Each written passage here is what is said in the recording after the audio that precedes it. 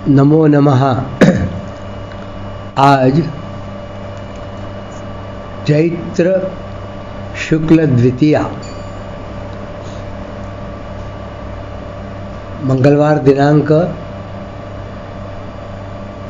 कौन सा दिनांक है आज पता नहीं, दिनांक 10 अप्रैल 2024। नवम अध्याय के 34वें श्लोक का चतुर्त्रिंश विवेचन आज हम श्रीमद् भगवद गीता के नवम अध्याय के स्वामी रामसुखदास जी द्वारा विवेचित देखते हैं। मन्मना भव मद्भक्तो मद्याजी मां नमस्कुरु मामे वैश्यसि युक्त्वैवम् आत्मानं मत्परायणः। पूर्व श्लोक से इसका संबंध 29वें श्लोक से लेकर 33वें श्लोक तक भगवान के भजन की ही बात मुख्य आई है। अब आगे के श्लोक में उस भजन का स्वरूप बताते हैं।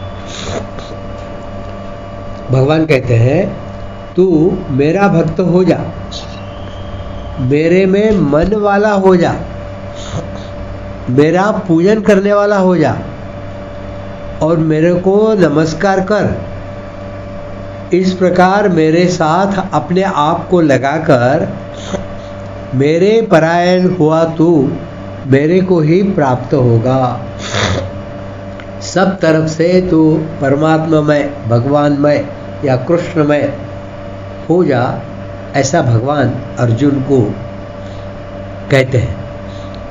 अपने हृदय की बात वहीं कही जाती है जहाँ सुनने वाले में कहने वाले के प्रति दोष दृष्टि न हो, प्रत्युत आदर भाव हो।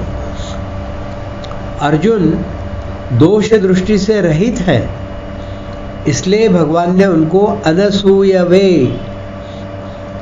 नवम अध्याय के प्रथम श्लोक में कहा है। इसी कारण भगवान यहाँ अर्जुन के सामने अपने हृदय की गोपनीय बात कह रहे हैं। क्या कह रहे हैं भगवान? मद्भक्तः, मेरा भक्त हो जा। कहने का तात्पर्य है कि तू केवल मेरे साथ ही अपनापन कर, केवल मेरे साथ ही संबंध जोड़, जो कि अनादि काल से स्वतः सिद्ध है।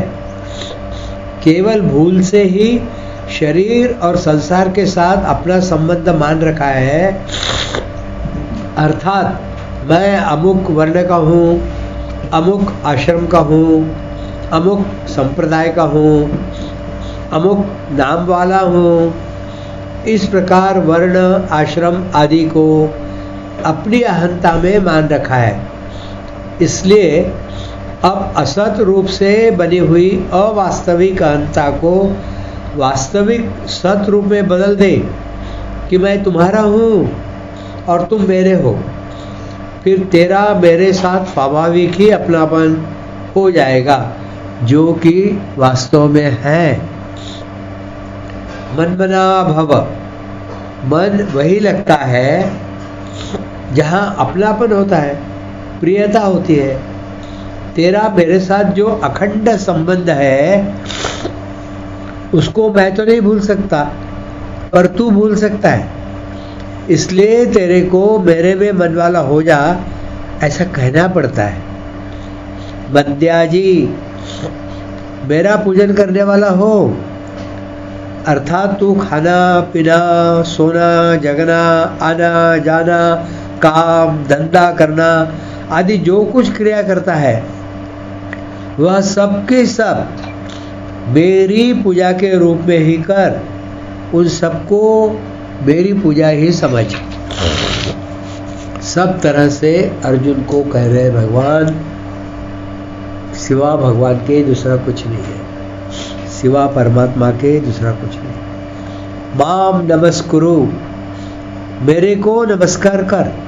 कहने का तात्पर्य है कि मेरा जो कुछ अनुकूल, प्रतिकूल या सामान्य विधान हो उसमें तू परम प्रसन्न रहे।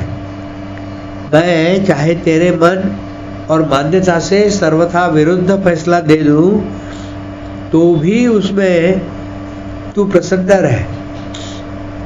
जो मनुष्य हानि और परलोक के भय से मेरे चरणों में पड़ते हैं, मेरे शरण होते हैं, वे वास्तव में अपने सुख और सुविधा के ही शरण होते हैं, मेरे शरण नहीं। मेरे शरण होने पर किसी से कुछ भी सुख सुविधा पाने की इच्छा होती है तो वह सर्वथा मेरे शरणागत कहाँ हुआ।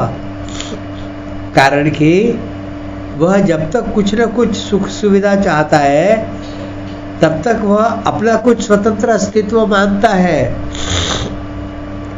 वास्तव में मेरे चरणों में पड़ा हुआ वही माना जाता है जो अपनी कुछ भी मान्यता न रखकर मेरी मर्जी में अपने मन को मिला देता है।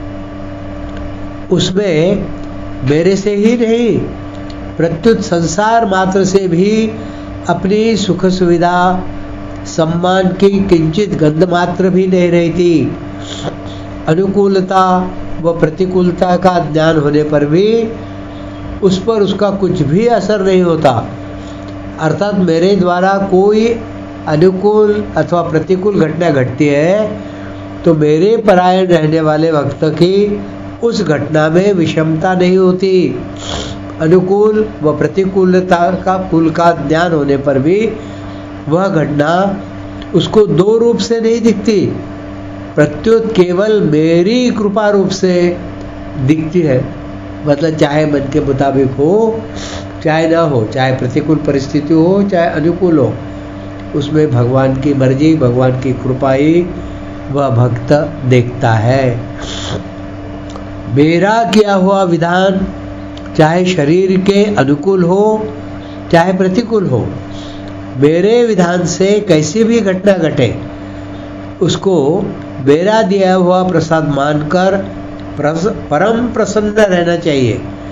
अगर मन के प्रतिकूल से प्रतिकूल घटना घटती है तो उसमें मेरी विशेष कृपा माननी चाहिए।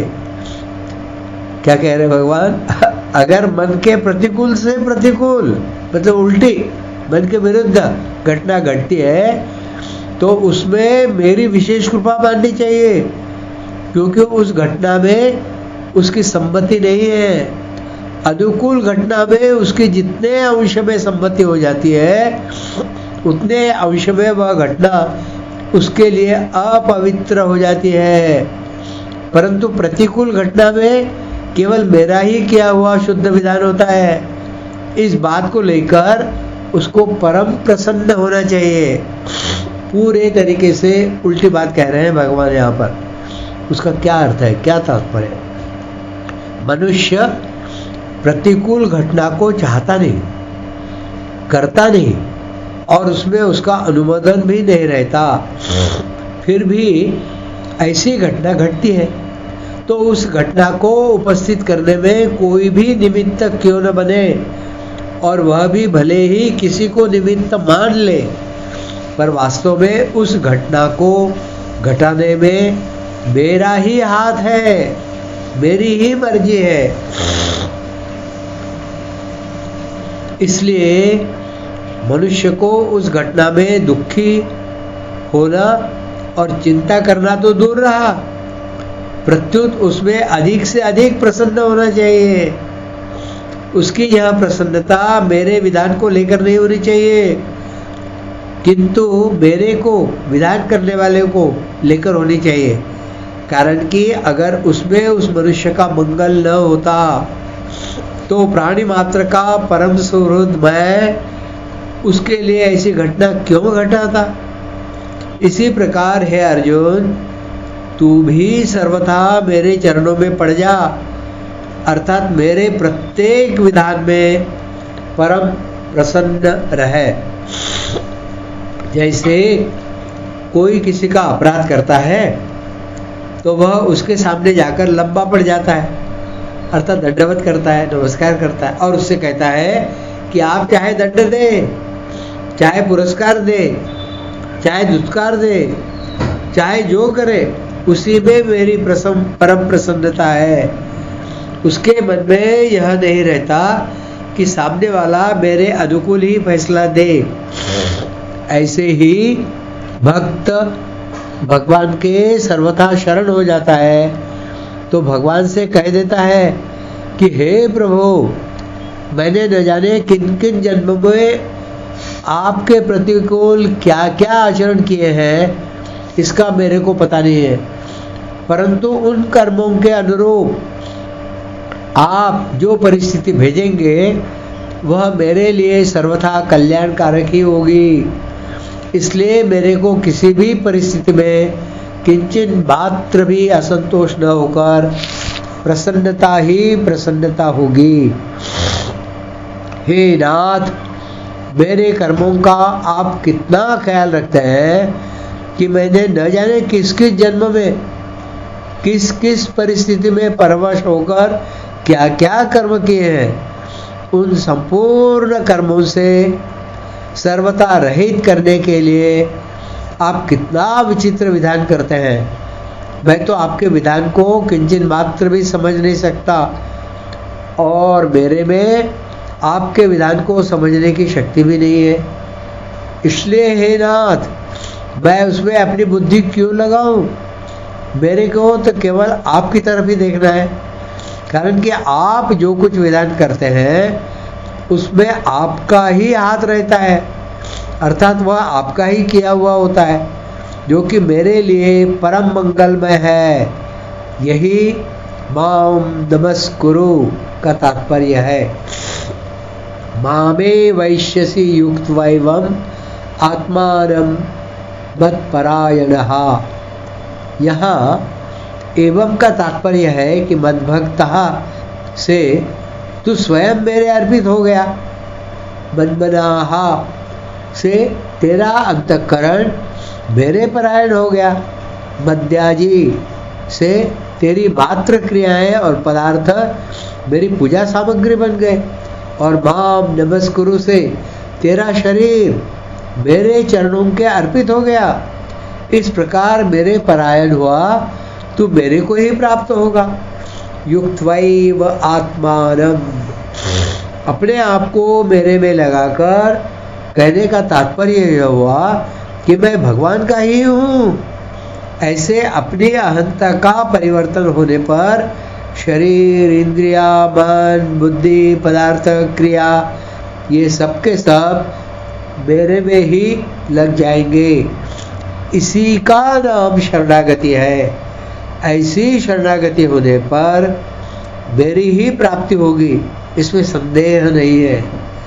मेरी प्राप्ति में संदेह वही होता है जहाँ मेरे सिवाय दूसरे की कामना है, आदर है, महत्व बुद्धि है। कारण कि कामना, महत्व बुद्धि, आसक्ति आदि होने पर सब जगह परिपूर्ण रहते हुए भी मेरी प्राप्ति नहीं होती। मत्परायणः का तात्पर्य है कि मेरी मर्जी के बिना कुछ भी कराने की किंचित मात्र भी स्फुरना नहीं रहे, मेरे साथ सर्वथा अभिन्न होकर मेरे हाथ का खिलौना बन जाए। आज का विवेचन यही समाप्त करते हैं। इस श्लोक की विशेष बात रह जाती है, वह आगे हम देखेंगे। आज यही समाप्त करते हैं। धन्यवाद।